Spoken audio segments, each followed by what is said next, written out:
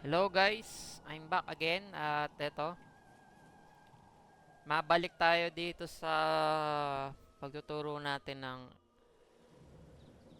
ang paggamit ng operation recorder. At ayan, kita nyo naman sa right side natin, no, yung mga tools. Isa dyan ay gagamitin natin para mas mapadali yung ating pag-grind. So, ito. Punta muna tayo dun guys sa map kung saan tayo gagawa ng autopilot o yung auto red boss na tinatawag. So yan. Punta ako ng Sanctuary 6. Ipap-demo ko sa inyo kung anong itsura ng pag nakagawa na kayo ng script. So dito sa Sanctuary 6 guys, dito natutulog yung character natin. Hindi lang naman dito sa map na to, pwede nyo subukan sa iba't ibang map. Pero ako kasi noon, mula BIP 5, ginagawa ko na to.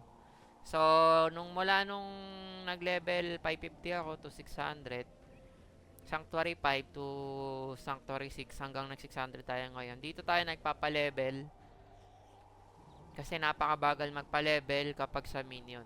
Base lang naman yung sa experience ko. So, ito yung strategy natin. Dahil ikaw ay nakasubaybay sa ating page, so may matututunan ka uling bago kung paano mapadali yung pagre-red boss. So, yan. Demo ko sa inyo guys. Ayan. Punta lang tayo dito sa Sanctuary 6, no? Tapos, nakikita nyo tong operation recorder. So, yan. May shortcut din. Control 8. Pero ako, i-click ko na lang. And then, kiklik ko lang tong Sanctuary 6 na nilagay ko.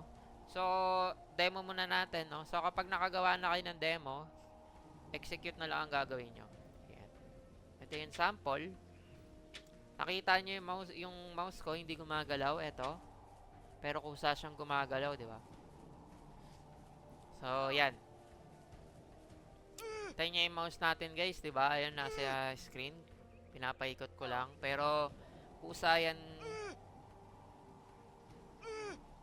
Aatake yan. Napansin nyo? Bigla siyang umatake. Nag-auto na matic, no? Kapag ako ay walang masyadong pagka busy tayo or lumalabas, ito yung ginagawa kong susi para hindi mahirapan yung hindi ako mapagod. Kasi kung ang gagawin nyo guys ay sabihin nating may lakad kayo and then gusto nyo mag-grind dahil may red item na loots, sabihin natin 1 to 2 hours na ubusin nyo yung red item na drop, hindi nyo, wala na kayong oras kasi buong araw kayong busy. So, ito yung solution guys. Ito yung ginagawa ko. Ang ginagawa ko guys, nakaganito ako, naka-automatic na nagpa-farm and then pagdating ng gabi, doon lang ako sumasali sa event. Yung gabi, ako na yung nagko-control nun kasi hindi naman pwedeng tao. Ay, tao to, yung script yung gumana doon, no? Ayan, papakita ko lang sa inyo magmula mag-transfer to dun sa next red boss para alam niyo kung paano siya gumalaw, no? And then, i-demo ko naman sa inyo or ituturo ko sa inyo after nun kung paano naman gumawa ng ganitong autopilot. Kasi ito yung matagal na talagang tanong din ng iba, no? So, sobrang sulit nito guys kapag ginawa nyo ito. Ayan, patayin lang muna natin itong red boss, no? About sa information, bigyan ko kayo ng idea bakit ako dito nag-AFK kaysa mag-AFK ako sa minion. Kasi yung AFK sa minion kapag level 600, sa loob ng isang oras is 1.2% lang. Kapag dito ako nag-AFK sa Red Boss, nakakagawa ako ng mga 2% to 3%. Double XP siya. So, same lang to ng sistema ng level 550. Kaya napakahalaga na malaman nyo to lalo na bago pa kayo maabot dito or nandito na kayo sa ganitong level. Napakahalaga nito kung gusto nyo mag-boost yung level nyo. So, yan. Tingnan nyo lang yung karakter natin, guys.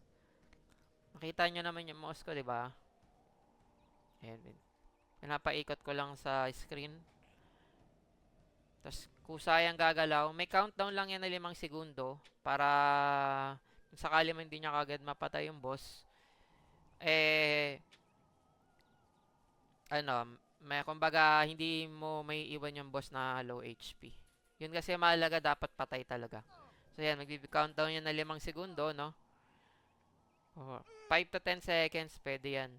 Na bago siya gumalaw. Ganyan yung ginawa ko. So, yan, umatake na siya. Ayan, ganun lang yun kadali, guys. So, magmula dun sa una hanggang sa sumunod, sunod-sunod na yan hanggang maubos niya yung buong mapa. Lahat yan, lahat ng red. So, kapag sobrang lakas ng bawas ng karakter mo, pwede mong ilagay sa golden, no? Yan yung tip. Yun yung tip number 1.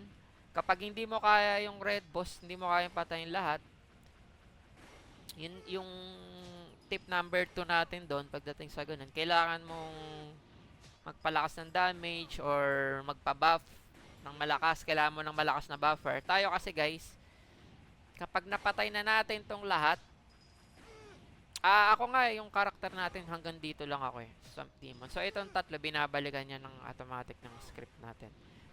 Yung karakter natin, kusa itong nagte-teleport papunta doon sa buffer. And then, papatay niya to, papatay niya rin to. And then ito. Pagkatapos niyan, babalik siya doon sa next sa buffer, uulit-ulit siya dito. Yan, sunod-sunod na naman yan. Pagkatapos, dito mauubos yung buff ko, pagkapatay nito, babalik uli siya, uulit na naman dito, ganun lang. So, yun ang technique. Kapag dating sa mga ibang tanong, huwag kayo maya magtanong sa akin. Para kung sakaling mahirapan kayo about dito. Pero kung ako sa inyo, aralin nyo to na maigi, practicein nyo hanggang sa magamit nyo. Kasi ako practice lang eh. Walang nagturo sa akin, pinaractice ko lang to. Hanggang sa makuha ko yung sarili kong script o sarili kong gawa dito. So, yan. Mapapansin nyo rito, may second teleport to 3 Mustang 6. So, gumawa pa ako ng isa pang script dyan, yung mga iba't iba. Tapos gumamit ako ng merge script after nun. Para magsama-sama yung mga galaw. Hanggang sa ito na yung final. So, ilan yung ginawa ko? 1, 2, 3, 4, 5, 6, 7. Parang 7 yung minerge ko rito guys. 7 yan. Pero kung ako sa inyo, kung pagbago pa lang kayo, kailangan nyo yung isang set lang muna. Subukan nyo sa dalawang red boss and then gawin yung dalawang red boss muna. And then pag na-practice nyo na, gawin nyo ng kasi pag nagawa nyo na sa dalawa, sunod-sunod na yun eh. Ang sunod na magiging komplikado yun yung pag-teleport mo sa buffer. So, gagawa ka ng script din doon. So, ayan. Ito muna. Dahil yan, napatay na niya, di ba? Isa pa sa tip number 3 guys, kapag may script kayo, hindi kayo pwedeng mag-click ng kahit ano kasi kusa nga siya nagki-click. Yun yung technique. Bali, yan. After ilang segundo lang, akin ang delay ko 5 to 10 seconds eh. Tapos magki-click na yan sa map.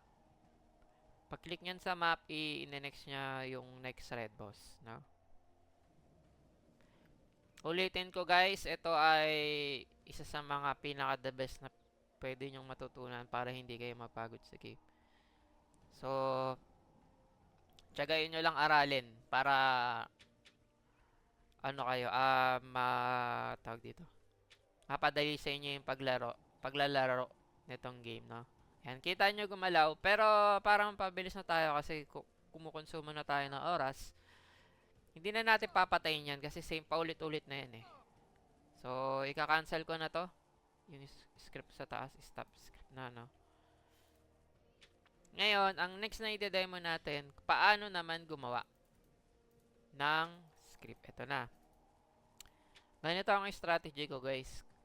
Kapag magsisimula kayo, for example, pagpunta nyo sa isang map, kunyari, dito kayo, di ba? Yung spot na yan, dyan ako nagsisimula kung saan siya unang respawn niya o yung unang teleport niya. Then, dyan ako start gagawa ng script. For example, ito na yan. Pwede kayong gawin yung shortcut F10 or kiklik nyo itong start recording. Click nyo lang muna dito sa right side of the ratio recorder. Click start recording. Yan na. Nagka-countdown na yan dito sa taas. And then, kiklik ka sa map. Punta may red boss na gusto mo kung ano yung una mong sisimulan. Sabihin natin dito ako sa baba. Yan na. Makikita nyo, yan na yung start na yung recording nyo ng kung paano siya gusto nyo siyang gumalaw and then close map. Ayan, kita nyo gumagalaw na siya, di ba? Yan. Pagkatapos nyan, i-click ko lang uli yung auto. Yan, nagre-record na yan guys. So, magandang compute nyo kung gaano nyo rin katagal mapapatay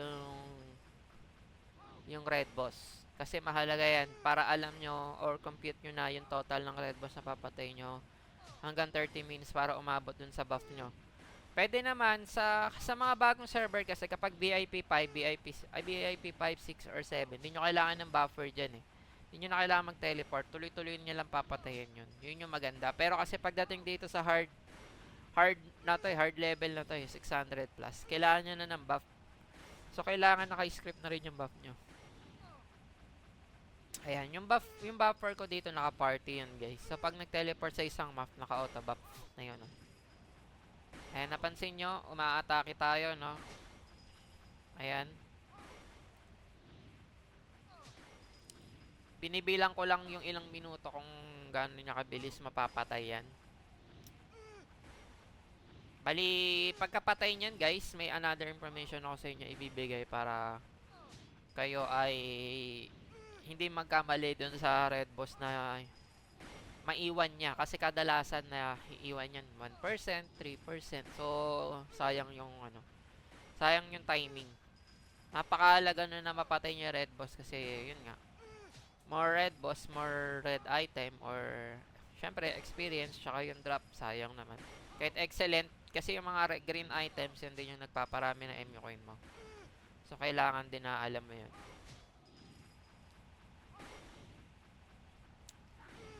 Ayan. 5% na lang yung HP.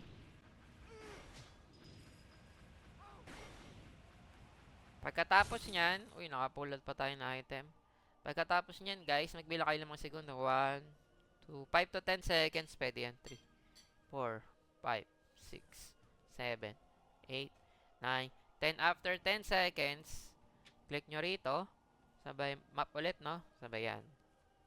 Okay. Magmumove na yan. So, napatay natin yung boss parang mga 2 minutes and 10 seconds, no? So, ganun natin kabilis patayin yung boss. Lagi nyo tatandaan, guys, kapag nahirapan kayo, kailangan nyo pataasin yung damage nyo talaga para hindi kayo mahirapan sa red boss. Yan, magbilang kayo ulit. 1, 2, 3, 4, 5. Click auto. Yan. Ayun, guys. Yun lang, ganun lang kadali yung ating information para dun sa tutorial, no?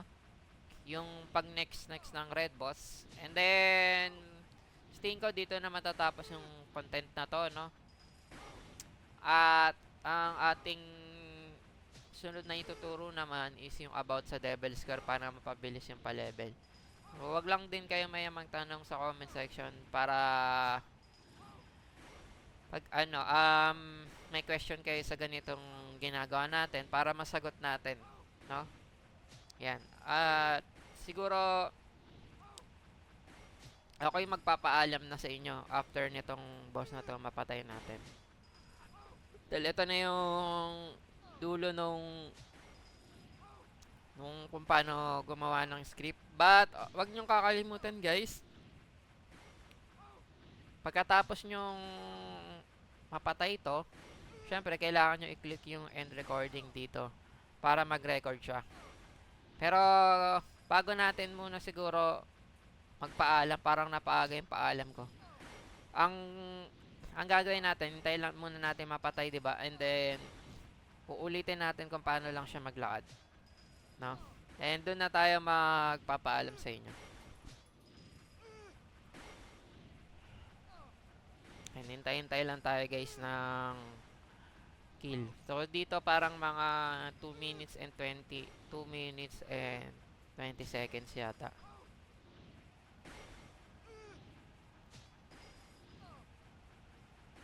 Medyo matagal yata itong boss na to. Kaya ang discarded dito guys, kailangan alam nyo yung boss Kasi yung mga boss dito na pakunat ng pakunat, mas matagal, patagal siya ng patagal patayin. So, hindi pwedeng saktong 2 minutes lang talaga. Kailangan maglaan din kayo ng oras na kahit mag 20 to 30 seconds pa dun sa boss. Ayan, mamamatay na yung boss. Yan, pagkapatay ng boss, ang lagi nyo tatandaan, magbilang pa kayo ng 5 to 10 seconds ulit. Yan. Gaya ng sinabi ko kanina, bago nyo i-close yung script. 9, 1, 2, 3, 4, 5. Ayan, pagka-close, ito na, may nakikita kayong parang red dot. Lagay nyo yung script yan, no? So, 2 red boss, kung yun yung natapos nyo. Then, babalik tayo dito sa pinakasimulang map, no? Ayan, balik tayo dito sa operation recorder. Click mo yung 2 red boss. Makikita nyo kung paano siya gumalaw. Nakiklik yan ng map, no? Puntahan niya dito sa spot na to. Ayan. And then, magko-close yan ng map dahil pinindot din natin yan. Ayan. Ganun lang naman yan kadali, guys. Sobrang basic. Then, yan, after yan, nag-click na siya ng auto. Yan, ganun lang, guys. So, napaka-basic lang, di ba? So, yun lang ang isa sa mga tip natin dito. Feel ko itong gawa natin ng script dito, hindi pa to buong buo. Pero, ito yung magsisimula sa inyo para mas mapalawak nyo pa inyong kalaman dito sa mga Android emulator. Hindi lang to sa Android emulator ng LD Player. Pwede rin to sa iba. Alamin nyo sa application na ginagamit nyo. Pero kung ako, marirecommend ko sa inyo LD Player kasi meron tong remote features yung pwede nyo kontrolin sa labas. Kasi kapag namamonitor minsan, kapag nagkakamali yung script ko, kiniklik ko pa rin yan. Inuulit natin yung hindi ka na sinasabing inuulit yung script. Parang may mga ibang part ako na nagkakamali ako ng pinipindot na kailangan wag mo talagang pindutin. For example, wag ka makiklik ng ibang kung may iwan na naka-open yung store. Ito. Kasi masisira yung script nyo. Yan yung sa mga tip. So, yun lang guys. At ulitin ko, huwag kayo mahiyang magtanong sa ating comment section. Plus, sa next content natin, abang-abang kayo para mas mapabilis din yung pa-level nyo. Magpapaalam na ako guys. Kita-kits sa next content. Bye-bye.